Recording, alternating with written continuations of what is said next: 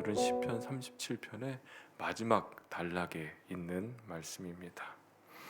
이 시편 37편은 다윗이 노년에 쓴 시편의 말씀입니다. 다윗이 노년에 자신의 삶을 돌아보면서 자신이 경험한 하나님을 알려주며 그 지혜로 살 것을 권면하는 말씀이죠. 하나님은 의인을 보호하시고 또 그들에게 약속된 복들을 주시고 환난과 어려움 속에서 돌보시고 구원해 주시는 분임을 교훈하며 이 지혜로 살 것을 권면합니다. 그러면서 의인들은 어떠한 삶을 살아야 되는가에 대해서 말씀을 통해 우리에게 알려주고 있습니다. 오늘 몇 가지 말씀을 묵상하며 몇 가지 말씀이 마음을 두드렸습니다. 먼저 오늘 27절 말씀을 보면 악에서 떠나 선을 행하라 그렇게 권면합니다. 그러면 영원히 살리라 이렇게 기록이 되어 있죠. 악에서 떠나라 이렇게 명령하십니다.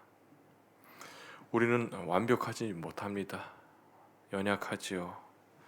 이런 우리가 악에서 떠날 수 있을까요? 장담할 수는 없는 것 같아요.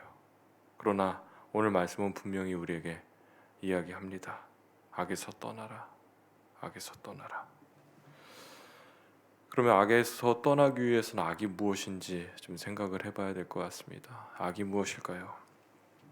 악은 쉽게 말하면 하나님과 반대되는 것을 악이라고 말합니다. 그것이 악입니다. 그리고 도덕적인 악, 죄를 말합니다. 죄도 악입니다. 그럼 이 악에서 떠나기 위해서 우리는 어떻게 해야 될까요?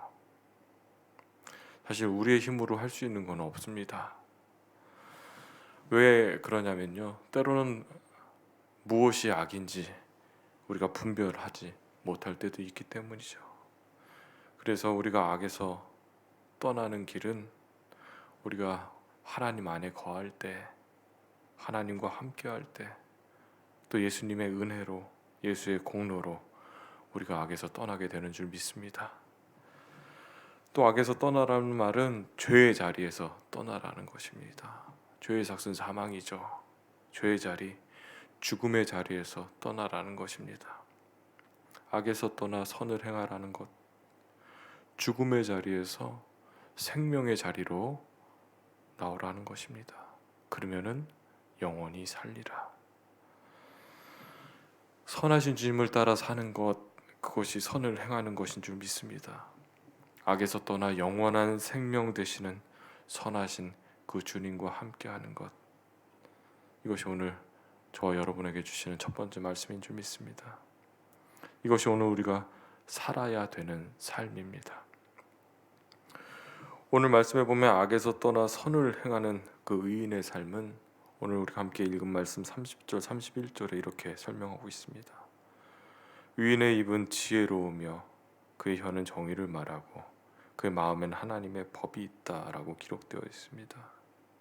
그럴 수밖에 없죠. 그 마음 가운데, 그 생각 가운데, 그 영혼 가운데 하나님의 법이 있으면 당연히 입에서는 지혜를 말하고 그의 혀에서는 정의를 말할 수밖에 없습니다. 하나님의 법은 다른 말로 하면 말씀입니다. 하나님의 말씀이 마음의 중심에 가득 찬 사람은 지혜로운 말을 하고 정의로운 말을, 또 생명을 살리는 말로 가득 채워지는 줄 믿습니다. 우리가 말하는 모든 것들이 악에서 떠나 선을 행하는 것 같이 죽음에서 생명으로 살리는 그런 말들로 우리의 삶이 채워지기를 주님의 이름으로 축원합니다. 또 34절의 말씀을 보면 여호와를 바라고 그의 도를 지키라, 이 말씀이 눈에 들어왔습니다. 이 말씀을 새번역 성경으로 보면 주님을 기다리며 주님의 법도를 지켜라, 이렇게 번역이 되어 있습니다. 이 말씀을 쉽게 설명하면 하나님의 말씀을 따라 살라는 것입니다. 주님을 기다리며 하나님이 원하시는 방식으로 살아야 함을 말하는 것입니다. 이 말씀을 묵상하며 대림절 첫 번째 주를 지내고 있는 우리들에게 꼭 필요한 말씀이 아닌가 이렇게 생각해 보게 됩니다. 대림절 우리가 잘 알고 있듯이 주님의 오심을 간절히 기다리는 기간이죠. 이 기간은 우리의 신앙을 돌아보고 정결한 마음으로 주님을 기다리는 기간입니다.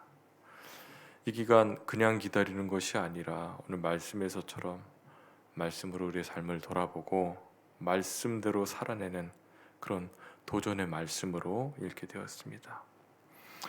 이 대림절 기간 하나님을 마음의 중심에 두고 말씀을 거울 삼아 우리의 신앙생활을 점검하시고 또 말씀대로 살기로 결단하시고 또 그렇게 살아내며 다시 오실 주님을 기쁨으로 맞이할 준비를 하는 저와 여러분 되시기를 주님의 이름으로 축원합니다.